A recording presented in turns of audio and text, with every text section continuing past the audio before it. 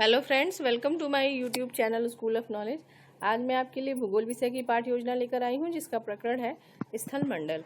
आइए देखते हैं कि इसके लिए पाठ्य योजना कैसे तैयार करेंगे। जिसमें हम सबसे पहले लिखते हैं पाठ्य योजना संख्या, फिर देते हैं छात्र अध्यापक या छात्र अध्यापिका का नाम, उसका लिखते हैं विद्यालय का नाम। विद्यालय का नाम वो होगा जहाँ पे आप ट्रेनिंग लेंगे, ठीक है। फिर इस तरह से हम एक टेबल बनाएंगे जिसके अंतर्गत इन 5-6 बिंदुओं को लिखेंगे। जिसमें पहला बिंदु है दिनांक। दिनांक वो दिनांक होगा जिस दिन आप ये शिक्षण कार्य करेंगे। दूसरा है कक्षा, तो ये कक्षा 6 के लिए लेसन प्लान बना हुआ है। विषय सामाजिक विज्ञान है। उप विषय जो है भूगोल है। चक्र जो है 7वां और अवधि जो है 40 मिनट की है। उसके बाद हम लिखते हैं प्रकरण। तो प्रकरण है हमारा स्थल मंडल। स्थल प्रकरण के बाद नंबर आता है सामान्य उद्देश्य का। सामान्य उद्देश्य जो होता है वो आपका भूगोल विषय से संबंधित होगा, और जिसमें हम 4 से 6 उद्देश्यों को लिखते हैं। तो आइए देखते हैं कि कौन कौन से उद्देश्य हैं। पहला है छात्रों में भूगोल विषय के प्रति रुचि उत्पन्न करना। दूसरा, छात्रों को भूगोल के द्वारा स्थल संबंधित तथ्यों की जानकारी देना।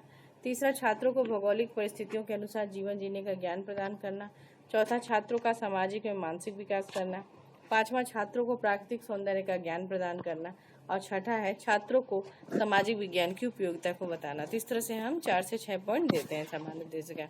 उसका नंबर आता है विशिष्ट उद्देश्य का। जो विशिष्ट उद्देश्य होता है वो आपके प्रकरण से संबंधित होगा, तो उसको ध्यान में रख के हम उद्देश्य बनाएंगे। तो विशिष्ट उद्देश्य में जो पहला उद्देश्य है वो है ज्ञानात्मक उद्देश्य। तो ज्ञानात्मक उद्देश्य इसका मतलब कि हम छात्रों को ज्ञान देंगे, ज्ञान प्रदान करेंगे किसी चीज़ के बारे में, या उनको जानकारी देंगे। तो इसमें हम लिखते हैं कि छात्र स्थल मंडल के बारे में जान सकेंगे और छात्र महाद्वीप तथा महासागर को जान सकेंगे। फिर दूसरा उद्देश्य क्या है कि छात्र स्थलीय भूभागों को समझ सकेंगे। मतलब बोधात्मक में हमें क्या काम है, मकसद क्या है हमारा, बच्चों को समझाना। तो इसलिए हम समझ सकेंगे करके लिख रहे हैं कि छात्र स्थलीय भूभागों को समझ सकेंगे। और दूसरा दिया कि छात्र महाद्वीप को समझ सकेंगे। तीसरा क्रियात्मक उद्देश्य में हम जो होता है वो छात्र केंद्रित होता है। तो इसमें जो भी एक्टिविटी होगी छात्रों के द्वारा होगी, तो इसमें हम लिखते हैं कि छात्र स्थल मंडल तथा जल मंडल में अंतर कर सकेंगे और छात्र विभिन्न महाद्वीपों की चर्चा कर सकेंगे, ठीक है। उसका नंबर आता है सहायक सामग्री का। तो इसमें जो हम लोग पास मानचित्र है, बुक में भी बना हुआ है, जिसमें कि विभिन्न महाद्वीपों, स्थल और महासागरों की को प्रदर्शित किया गया है। तो उस मानचित्र को दिखाना है बच्चों को, ठीक है।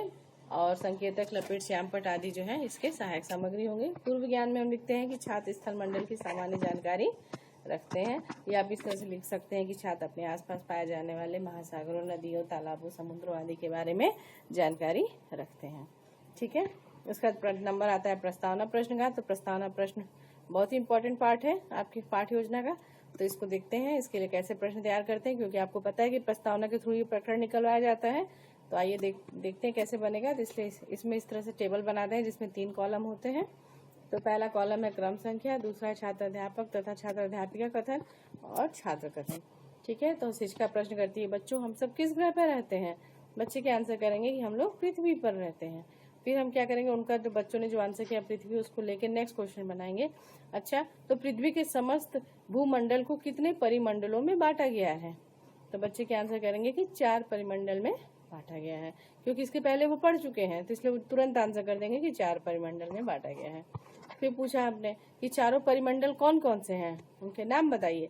तो बच्चे क्या आंसर कर देंगे कि 4 परिमंडल है, स्थल मंडल, जल मंडल, वायुमंडल और जैव मंडल, ठीक है। 4 मंडल बता दिया।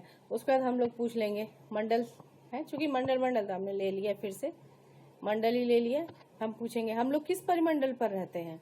तो बच्चे क्या आंसर कर देंगे कि हम लोग स्थल मंडल पे रहते हैं। फिर स्थल मंडल को लेके नेक्स्ट क्वेश्चन पूछ लिया कि स्थल मंडल के बारे में आप क्या जानते हैं। तो बच्चे कुछ कुछ बताएंगे, लेकिन एक समय बाद वो चुप हो जाएंगे, और जब वो बच्चे शांत हो जाएंगे तो हमारा क्या हो जाएगा, प्रकरण निकल जाएगा। और हम उद्देश्य कथन कहेंगे कि छात्रों, आज हम लोग भूगोल विषय के अंतर्गत पृथ्वी के परिमंडल नामक पाठ से स्थल मंडल प्रकरण के बारे में विस्तृत अध्ययन करेंगे। मतलब परिमंडल के अंतर्गत ये चारों मंडल जो है पढ़ाए गए हैं कक्षा 6 में। तो मैंने चारों ही जितने भी चारों मंडल हैं, स्थल मंडल, जैव मंडल, वायुमंडल, ठीक है, जल मंडल, सबके लिए मैंने एक एक लेसन प्लान बना के आपके लिए डाल दिया है। अगर आप उन्हें देखना चाहें तो मेरी प्लेलिस्ट में जाकर आप उन्हें देख सकते हैं या सर्च कर सकते हैं, मिल जाएंगे, ठीक है। तो अब आगे बढ़ते हैं। उद्देश्य कथन के बाद नंबर आता है पाठ प्रस्तुतिकरण का। पाठ प्रस्तुतिकरण के लिए इस तरह से टेबल बनाते हैं जिसमें 5 कॉलम होंगे। पहला कॉलम है क्रम संख्या, दूसरा है शिक्षण बिंदु, तीसरा छात्र अध्यापिका कथन, चौथा है छात्र की और पांचवा है श्यामपट्ट कार्य। तो पहला शिक्षण बिंदु है स्थल मंडल। तो शिक्षिका प्रश्न करती है स्थल मंडल से आप क्या समझते हैं। बच्चे क्या मौन हो जाएंगे, फिर शिक्षिका क्या करेगी, स्पष्टीकरण देगी। ठीक है कि पृथ्वी के ठोस भाग को स्थल मंडल कहते हैं। स्थल मंडल पृथ्वी की ऊपरी परत में पाई जाने वाली चट्टानों और मिट्टी से मिलकर बना होता है। इसमें जीवों के लिए उपयोगी पोषक तत्व पाए जाते हैं। स्थल मंडल को दो मुख्य भागों में बांटा गया है, महाद्वीप और महासागरीय बेसिन में बांटा गया है। ठीक है, इधर श्यामपट्ट पे भी कुछ लिख के दिखा देंगे बच्चों को।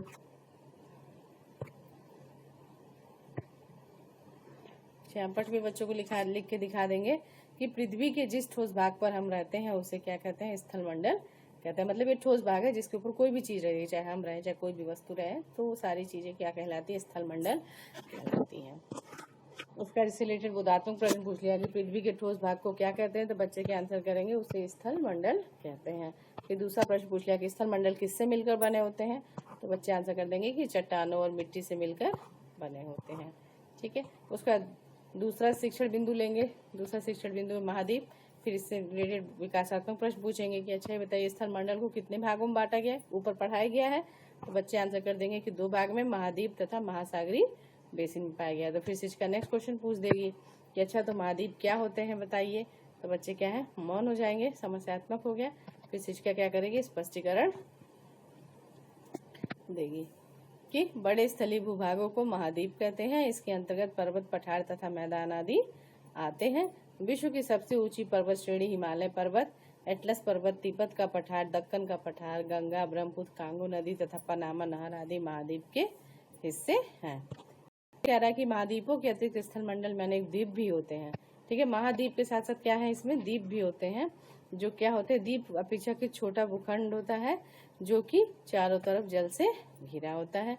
ठीक है, और बताया कि पृथ्वी पर कुल 7 महाद्वीप है। कौन कौन से 7 महाद्वीप है, एशिया, यूरोप, अफ्रीका, उत्तरी अमेरिका, दक्षिणी अमेरिका, ऑस्ट्रेलिया एवं अंटार्कटिका। ठीक है, तो ये 7 महाद्वीप पाए जाते हैं। और साथ ही साथ इधर श्यामपट्ट पे भी लिख के दिखा दिया कि विशाल भूखंडों को महाद्वीप कहते हैं। और बताया कि स्थल भाग का अधिकांश हिस्सा उत्तरी गोलार्ध में स्थित है। ठीक है, उत्तरी गोलार्ध जो है उसमें सबसे ज्यादा स्थल पाया जाता है। उसका इससे रिलेटेड बोधात्मक प्रश्न पूछ लेंगे कि विशाल भूखंडों को क्या कहते हैं, तो बच्चे के आंसर कर देंगे कि महाद्वीप कहते हैं। फिर पूछ लिया कि पृथ्वी पर कुल कितने महाद्वीप हैं, तो बच्चे आंसर करेंगे कि 7 महाद्वीप हैं। ठीक है, तो अब हमारा आता है नंबर तीसरे शिक्षण बिंदु का। तीसरा शिक्षण बिंदु है महासागरीय बेसिन। फिर हमने नेक्स्ट क्वेश्चन पूछा कि छोटा भूखंड जो चारों तरफ जल से घिरा होता है उसे क्या कहते हैं, तो बच्चे के आंसर करेंगे उसे द्वीप कहते हैं। फिर पूछ लिया पर्वत तथा पठार आदि किसका हिस्सा होते हैं, तो बच्चे के आंसर करेंगे पर्वत पठार जो है महाद्वीप के हिस्से होते हैं। फिर नेक्स्ट क्वेश्चन पूछ लिया कि अच्छा तो महासागरीय बेसिन क्या है, होते हैं, तो बच्चे क्या है, मौन हो जाएंगे, समस्यात्मक हो गया। तो फिर शिक्षिका क्या करेगी, स्पष्टीकरण देगी कि भूतल पर स्थित गर्त जिसमें महासागरीय जल भरा रहता है महासागरीय बेसिन कहलाता है। महासागर की तली होती है जिस पर विभिन्न प्रकार के उच्चावाच पाए जाते हैं। महासागर में कहीं कहीं पर खड़े ढाल वाले अत्यधिक गहरे भाग भी होते हैं जिन्हें गर्त या महासागरीय गर्त कहा जाता है। ठीक है, फिर इधर श्यामपट्ट पे भी लिख के दिखा दिया कि बड़ी बड़ी जलराशियों की तलहटी को महासागर बेसिन या ओशन बॉटम कहा जाता है। ठीक है, मतलब जो भी आपके जितने भी महासागर है वो किसी न किसी चीज उसका बेस होगा ना, कुछ आधार होगा, उसी आधार को महासागरीय बेसिन कहा जाता है। ठीक है, फिर इससे रिलेटेड बोधात्मक प्रश्न पूछ लिया कि भूतल पर स्थित विस्तृत गर्त जिसमें जल भरा रहता है उसे क्या कहते हैं, तो बच्चे के आंसर करेंगे उसे महासागरीय बेसिन कहते हैं। फिर दूसरा प्रश्न पूछ लिया कि खड़े ढाल वाले अत्यधिक गहरे गर्त को क्या कहते हैं, तो उसको क्या आंसर हो जाएगा उसका, वो महासागरीय गर्त कहते हैं। ठीक है, उसके बाद हम क्या करेंगे, पुनरावृत्ति प्रश्न का नंबर आता है। तो पुनरावृत्ति प्रश्न में हम तीनों ही शिक्षण बिंदु से एक एक दो दो प्रश्न पूछ लेंगे बच्चों से। पहला पूछ लिया कि स्थल मंडल से क्या तात्पर्य है। फिर दूसरा पूछ लिया कि महाद्वीप किसे कहते हैं। तीसरा पूछ लिया कि महासागरीय बेसिन क्या होते हैं। उसका नंबर आता है श्यामपट्ट सारांश का। तो श्यामपट्ट सारांश में जो हमने पुनरावृत्ति प्रश्न पूछा है उसका आंसर जो है हम श्यामपट्ट सारांश में जरूर लिखते हैं। ठीक है, तो हमने श्यामपट्ट सारांश में अपना पूरा ही एक तरह से लेसन प्लान का हम सारांश दे रहे हैं कि हम क्या इनको पढ़ाए हैं बच्चों को। तो इसमें हमारा पहला है स्थल मंडल। इसमें लिखते हैं कि पृथ्वी के ठोस भाग को स्थल मंडल कहते हैं। चट्टानों तथा मिट्टी से बना होता है। स्थल मंडल के 2 भाग में बांटा गया, महाद्वीप और महासागरीय बेसिन में। महाद्वीप क्या है? विशाल भूखंडों को महाद्वीप कहते हैं। इसके अंतर्गत पर्वत पठार, मैदान तथा नदियां आती हैं। और महासागरीय बेसिन क्या है? कि बड़ी बड़ी जलराशियों की तलहटी को महासागरीय बेसिन कहते हैं। ठीक है, मतलब महासागर के नीचे के जमीन। उसका नंबर आता है गृह कार्य का। तो बच्चों को हम 1-2 क्वेश्चन पढ़ दे देते हैं कि भाई स्थल मंडल के बारे में पढ़कर आना है, या फिर आप देखेंगे कि उनके चैप्टर में जो पीछे के क्वेश्चन दिए होते हैं उसमें से कोई सा भी question, fill in the blanks, कोई भी क्वेश्चन उठा के आप बच्चों को दे सकते हैं और उनको याद करके आने के लिए बोल सकते हैं, पढ़कर आने के लिए बोल सकते हैं, जैसे भी आपको अच्छा लगे आप दे सकते हैं। तो फ्रेंड्स, ये थी हमारी आज की पाठ योजना स्थल मंडल के बारे में। आपको मेरी ये पाठ योजना कैसी लगी प्लीज़ कमेंट करके जरूर बताइएगा। अगर आपको अच्छी लगी हो तो प्लीज़ इसे लाइक करें, शेयर करें और मेरे चैनल को सब्सक्राइब करें, ताकि आपको मेरे आगे आने वाली नई वीडियो की नोटिफिकेशन मिलती रहे। नेक्स्ट वीडियो में आपसे फिर मुलाकात होगी, तब तक के लिए आप अपना ध्यान रखें। Take care, bye.